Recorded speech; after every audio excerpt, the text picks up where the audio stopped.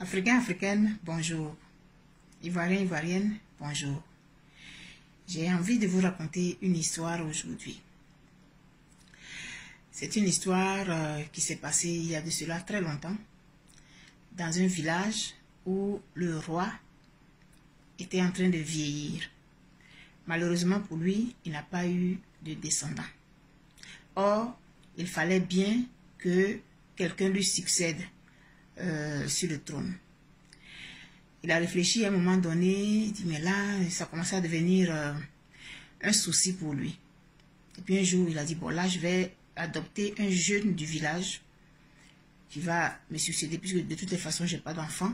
C'est moi qui vais choisir celui qui va prendre ma place.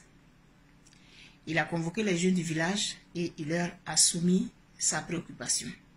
Donc, il s'est trouvé, ils ont fait des présélections, ils ont fait des sélections, en tout cas, jusqu'à ce que, à la fin, il reste 10 jeunes gens. Parce que le chef du village, il voulait avoir un successeur extraordinaire. Et quand ils sont arrivés les 10, il leur a donné à chacun un grain de maïs. Il a dit, bon, je vous donne 3 semaines. Il a donné à chacun un pot avec de la terre riche dedans. Donc, ils avaient tous le même pot. Ils avaient reçu la même terre. Et on a donné à chacun un grain de maïs. Il a dit, dans 3 semaines, vous revenez ici chacun avec le plant de maïs qui aura germé. Et donc, ils sont partis. Et dans le royaume, tout le monde, il y avait une excitation comme ça dans le village. Tout le monde parlait de ça. Et qui va être choisi? Chaque famille souhaitait que son enfant soit choisi pour succéder au roi. C'était un bon roi, soit dit en passant. Et les 3 semaines sont arrivées. Rendez-vous sur la place du royaume. Tout le village s'était mobilisé. Même les villages voisins étaient venus. Personne ne voulait se faire raconter l'événement. Et les 10 jeunes gens étaient alignés comme ça, avec chacun son pot dans la main. Donc le roi, quand il s'est levé, tout le monde s'est tu. Il y a eu un silence, en tout cas un silence royal, on va dire, un silence majestueux s'est abattu sur la place. Le roi vient en face du premier jeune homme.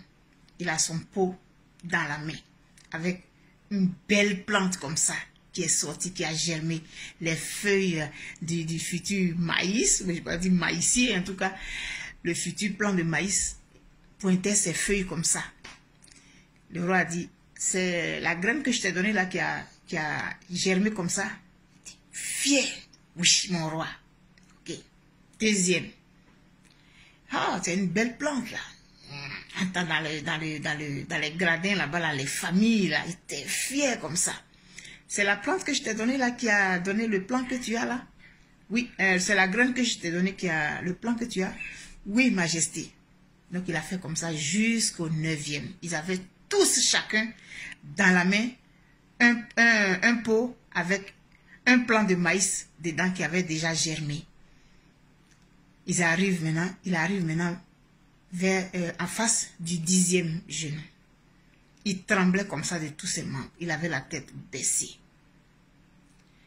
Et le roi lui demande, jeune homme, qu'est-ce que tu as fait de la graine que je t'ai donnée? Il dit, mon roi, je l'ai plantée.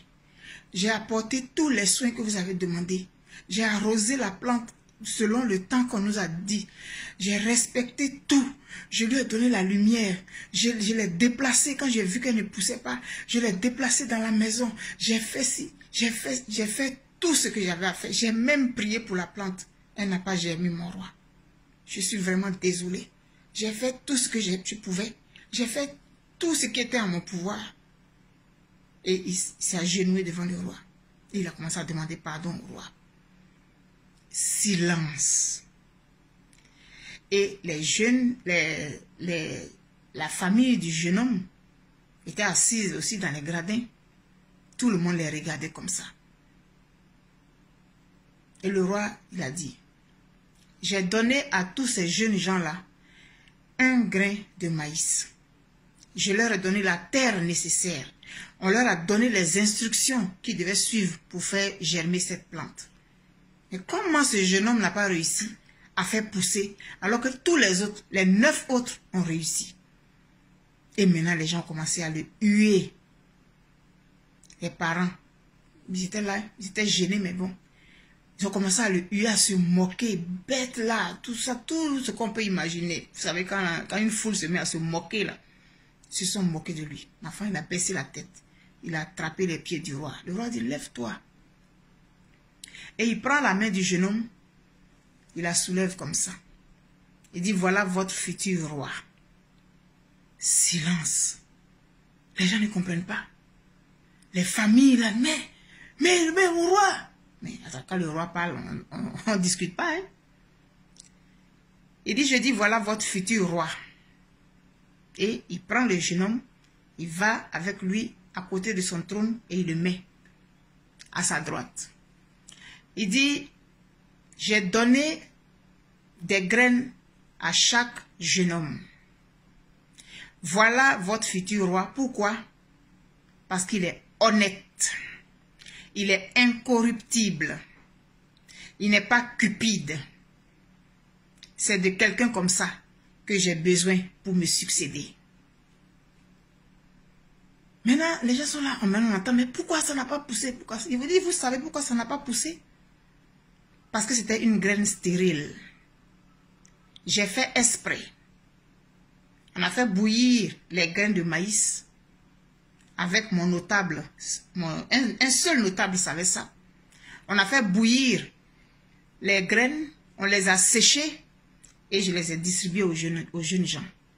Donc, quoi qu'ils aient fait, ça ne pouvait pas germer. Donc, les 9 qui sont venus avec des plants là, ce n'est pas la graine que j'ai donnée. C'est pourquoi j'ai posé la question exprès. Est-ce que c'est la graine que je t'ai donnée? Donc, tout cela, ce sont des malhonnêtes. Ce sont des cupides. Ce sont des gens corruptibles. Des gens à qui on pourra miroiter des choses et ils vont vendre le royaume. Les 9 que vous voyez là. Effectivement, quand les jeunes gens sont arrivés chez eux, qu'ils ont planté, et puis au bout de quelques jours, ça ne poussait pas, leurs parents sont allés acheter des graines au marché et ils sont venus planter. Et le jeune homme, il a entendu ça murmurer dans le village, en tout cas, qu'il paraît qu'il allait dire ça à ses parents. Ils lui ont dit non, tu vas planter la graine que le roi a donnée. Non, ce que le roi a donné là, c'est ça que tu vas planter. Il faut être honnête. Voilà comment le roi a réussi à trouver son incorruptible. Les autres se sont éliminés d'eux-mêmes par leur cupidité, par leur malhonnêteté, par leur esprit, je ne sais pas moi, facile comme le roi a dit. C'est des gens à qui on aurait pu miroiter des choses et ils auraient vendu le royaume. La morale de l'histoire, j'aimerais rendre hommage à quelqu'un dans cette vidéo. Charles Blé Goudé. Charles Blé Goudé représente ce jeune homme-là dans cette histoire. Ils étaient combien de la Fessie?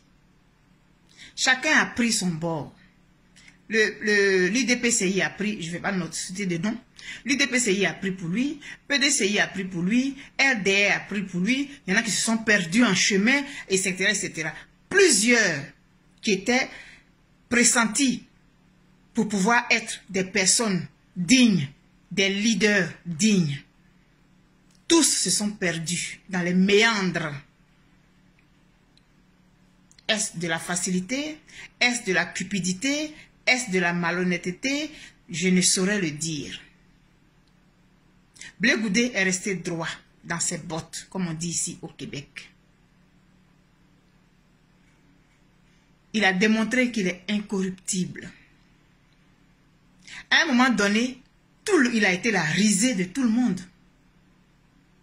À un moment donné, il a été la risée de ses amis. Ceux qui étaient arrivés à des sphères, à des hautes sphères, l'ont traité de tous les noms parce qu'ils avaient dans leur peau une plante qui n'était pas la graine qu'on avait donnée. La Côte d'Ivoire de demain aura besoin de jeunes, une nouvelle génération d'Ivoiriens. L'Afrique a besoin d'une nouvelle génération d'Africains. Incorruptibles, dignes, honnêtes, extraordinaires en un mot. Oui, nous sommes capables. Nous sommes capables de refuser de nous corrompre en allant acheter au marché une autre graine différente de celle qu'on nous a donnée. L'espoir que notre pays a mis en nous confiant une graine que nous aurions dû planter. Nous avons été corrompus par la facilité. Nous avons été corrompus par les honneurs. Nous avons été corrompus par les raccourcis. Mais les raccourcis, souvent, ils nous amènent très loin. Ils nous amènent très loin du but. La Côte d'Ivoire de demain est en train de se construire aujourd'hui. La Côte d'Ivoire de demain a besoin de personnes dignes, a besoin de personnes incorruptibles, comme ce jeune homme dans le conte, qui avait la possibilité d'aller acheter une fausse graine, une nouvelle graine. Et les parents de ce jeune homme ne l'ont pas encouragé dedans. Donc nous, les parents, nous avons notre responsabilité. La génération qui vient là, nous les parents, nous avons notre responsabilité déjà à leur inculquer de bonnes valeurs. Je ne dis pas que des valeurs n'ont pas été inculquées, c'est pas ce que je suis en train de dire. Mais il y a une nouvelle Côte d'Ivoire qui est en train de se construire actuellement, qui est en train de se lever tranquillement comme un plant de maïs. Alors, Monsieur Charles Blé Goudé, je voudrais solennellement vous rendre hommage ici, dans cette vidéo. Vous êtes digne de la Côte d'Ivoire. Vous êtes digne de l'Afrique parce que vous avez été incorruptible. En son temps, on vous avait enchaîné sur un lit pendant que vous étiez secrétaire général. Et une certaine personne était venue vous proposer d'utiliser votre image pour faire le tour du monde. Vous avez refusé, Monsieur Charles Blé Goudé. C'était en cela que vous avez refusé d'aller acheter une autre graine au marché. Vous avez dit non, je ne mange pas de ce pain-là pour mon pays. Non. Vraiment, vous êtes un exemple pour la nouvelle Côte d'Ivoire. Vous êtes un exemple pour votre génération. Vous êtes un exemple pour les générations futures. Alors, allons doucement, on est pressé.